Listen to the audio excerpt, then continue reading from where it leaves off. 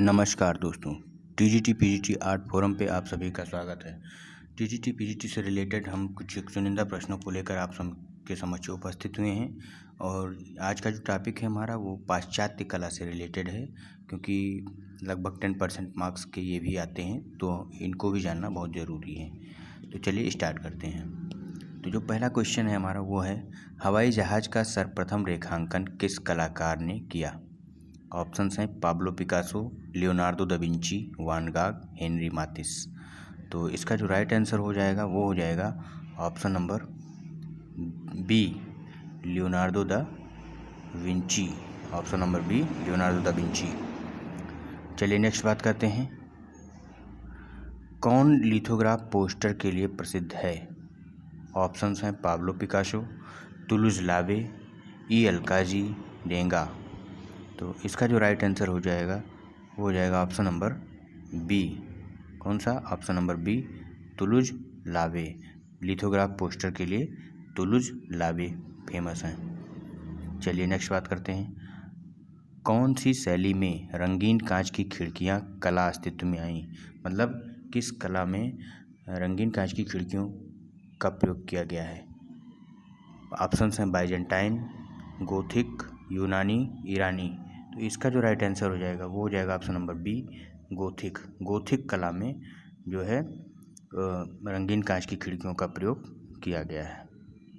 चलिए नेक्स्ट बात करते हैं। सिस्टाइन चैपल में भित्ति चित्र का निर्माण किया था किसने? किस कलाकार ने सिस्टाइन चैपल जो गिरजाघर था उसमें भित्ति चित्र का निर्माण किया था? ऑप्शंस हैं Leonardo da Vinci, Raphael, Michelangelo, सेंजा।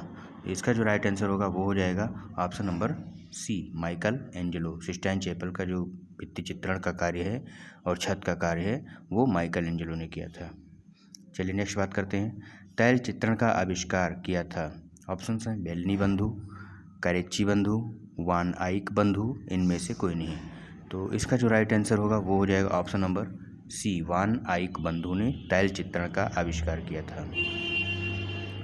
चलिए नेक्स्ट बात करते हैं। किस कला में आकृतियों के चित्रण का निषेध किया गया है? मतलब ऐसी कौन सी कला थी जिसमें आकृतियों को नहीं बनाया जाता था? ऑप्शंस हैं गोथिक कला में, बाइजेंटाइन कला में, ईसाई कला में, रोमन कला में। इसका जो राइट आंसर होगा वो हो जाएगा ऑप्शन नंबर बी, बाइजेंटाइन कला में आकृतियों का प्रोहिबिशन है, मतलब निषेध है, आकृतियाँ नहीं बनाई जाती उसमें, बाइजेंटाइन कला में। नेक्स्ट बात करते हैं। लियोनार्डो दा विंची अपनी किस कृति के लिए प्रसिद्ध हैं? ऑप्शंस हैं ईसा का अंतिम भोज, जिसे लास्ट सपर के नाम से भी जाना जाता है। Second, Mona Lisa. थर्ड, सैलखंडों की राजकुमारी, जिसे वर्जिन ऑफ द रॉक के नाम से भी जाना जाता है। और लास्ट है लीडा और हंस। तो लियोनार्डो दा विंची की ये सभी कृतियाँ हैं, लेकिन किस कृति के लिए वो ज़्यादा फेमस हैं? तो वो है option number B, Mona Lisa. Mona Lisa उनका एक चित्र है जो बहुत ही फेमस है और उसी के लिए वो जाने जाते हैं, मतलब फेमस हैं वो। सैलखंडों की राजकुमारी जो भी हमने ऊपर पढ़ा है, वर्जिन ऑफ द रॉक नहीं, सॉरी। चलिए नेक्स्ट बात करते हैं। थिंकर किस मूर्तिकार का प्रख्यात कृति है? रोदा, सल्वाडोर डाली, Michael Angelo, Leonardo da Vinci. तो थिंकर जो है ये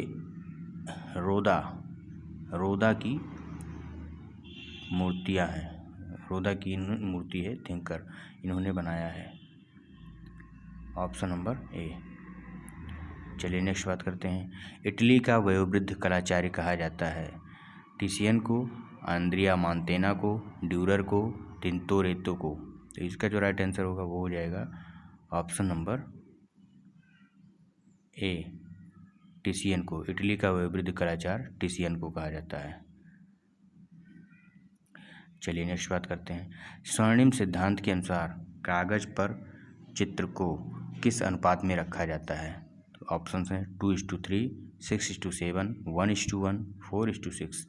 इसका जो राइट आंसर हो जाएगा वो हो जाएगा ऑप्शन नंबर ए, 2:3। 2:3 में रखा जाता है। किस में? 2:3 में। 2:3 में रखा जाता है। कागज़ पर चित्र को 2:3 के अनुपात में रखा जाता है स्वर्णिम सिद्धांत के अनुसार।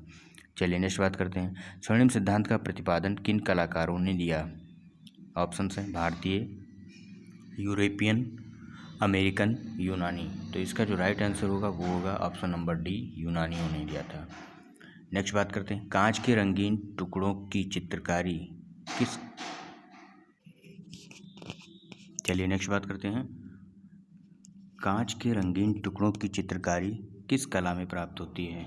बाइजेंटाइन कला में, आरंभिक ईसाई कला में, गोथिक कला में, शास्त्रीय कला में। तो इसका जो राइट आंसर हो जाएगा वो होगा बाइजेंटाइन कला में। कांच के रंगीन टुकड़ों की जो चित्रकारी है वो बाइजेंटाइन कला में देखने को मिलती है। नेक्स्ट, माने के चित्र ओलंपिया में स्त्री की लेटी हुई आकृति जो है वो किसकी है? राजकुमारी की, वेश्या की, चित्रकार की पत्नी की, सामंती औरत की। इसका जो राइट आंसर होगा वो हो जाएगा ऑप्शन नंबर बी, वेश्या की। क्लॉड मोने जो हैं उनकी बनाई गई चित्र है ओलंपिया में स्त्री की लेटी हुई। ओलंपिया उनकी चित्र जो है ओलंपिया, वो एक स्त्री की आकृति है। तो वो किसकी है? तो राजकुमारी की है, वेश्या की है, कि चित्रकार की पत्नी की है, सामंती औरत की। तो वो जो ओलंपिया में स्त्री का फिगर बना हुआ है वो वेश्या का है। किसका है? एक वेश्या का है। ठीक है, चलिए नेक्स्ट बात करते हैं। प्रारंभिक ईसाई कला काल के चित्र सर्वप्रथम कहाँ बनाए गए थे? मंदिरों पर, चर्चों पर, समाधि गुफाओं पर, महलों पर। तो इसका जो राइट आंसर हो जाएगा प्रारंभिक ईसाई काल के चित्र समाधि गुफाओं पर बनाए गए थे। चलिए नेक्स्ट बात करते हैं। मणिकुटिम पद्धति में किस वस्तु का प्रयोग किया जाता है? रंग का, संगमरमर का, लकड़ी का, सीमेंट का। इसका जो राइट आंसर होगा वो हो जाएगा ऑप्शन नंबर बी, संगमरमर का। मणिकुटम पद्धति में संगमरमर का प्रयोग किया जाता है। नेक्स्ट, मोनालिसा चित्र की पृष्ठभूमि में निम्नलिखित में से क्या दर्शाया गया है? एक मोनालिसा फिगर है, चित्र बनाया है एक अच्छे कलाकार ने। किसने बनाया है? लियोनार्डो दा विंची ने। और इसकी जो पृष्ठभूमि है उसमें किस चीज़ को दर्शाया गया है? तो ऑप्शंस हैं देवदूत, गिरजाघर, इमारतों की गली, दृश्य चित्र। तो मोनालिसा की पृष्ठभूमि में दृश्य चित्र को दर्शाया गया है। इस हिसाब से ऑप्शन नंबर डी आपका सही हो जाएगा। चलिए नेक्स्ट बात करते हैं। स्कूल ऑफ एथेंस किस चित्रकार की रचना है? राफेल की, बोत्तिचेली की, लियोनार्डो दा विंची की, माइकल एंजेलो की।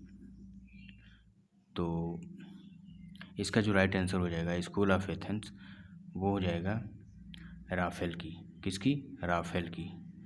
स्कूल ऑफ एथेंस राफेल की रचना है। नेक्स्ट बात करते हैं। माइकल एंजेलो के 12 संतों में की मूर्तियां कहाँ पर हैं?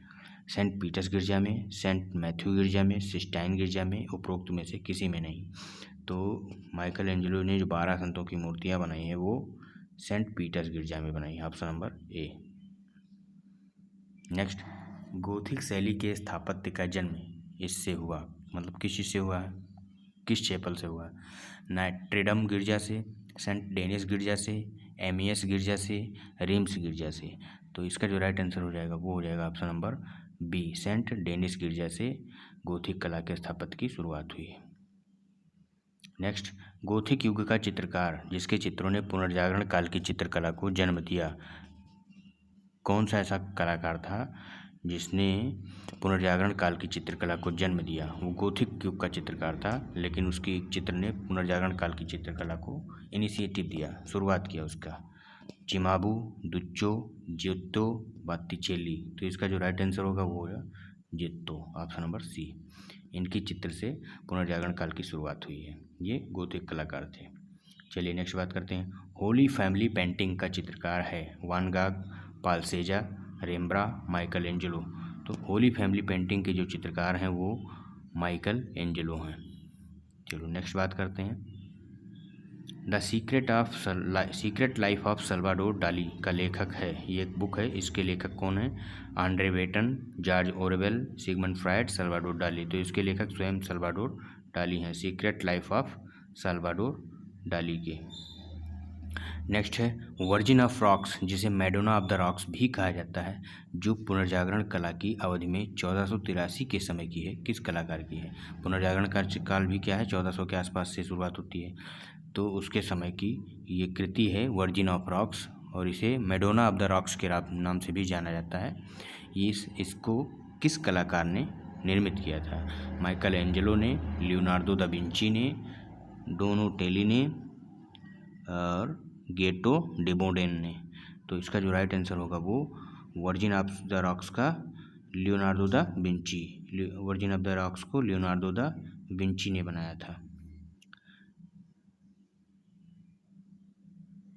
चलिए आज के सेशन का लास्ट क्वेश्चन हम बात डिस्कस करते हैं। एक्शन पेंटिंग के सबसे महत्वपूर्ण कलाकारों में से एक की पहचान करें। मार्शल दूसा, पॉल क्ली, जॉन मीरो, जैक्सन पोलॉक। तो इसका जो राइट आंसर होगा वो हो जाएगा option number D, Jackson Pollock. Action painting जो है वो जैक्सन पोलॉक ने निर्मित की है। चलिए इस वीडियो में इतना ही, और बने रहिए, इस वीडियो को देखिए और अगले सेशन में हम और चुनिंदा प्रश्नों को लेकर आपके समक्ष उपस्थित होंगे। तब तक के लिए धन्यवाद।